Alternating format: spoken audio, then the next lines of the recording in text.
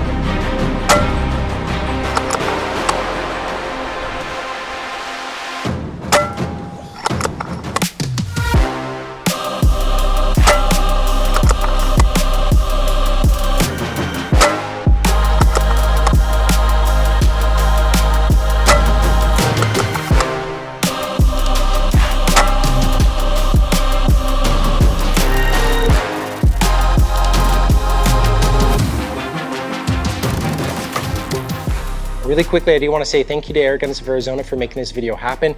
If you're interested in the Daystate Huntsman Revere Safari Edition or any of the other variants of this gun, be sure to check out airgunsofArizona.com or my own website, atlasairguns.com. Thanks for watching the video, and I'll see you guys next time.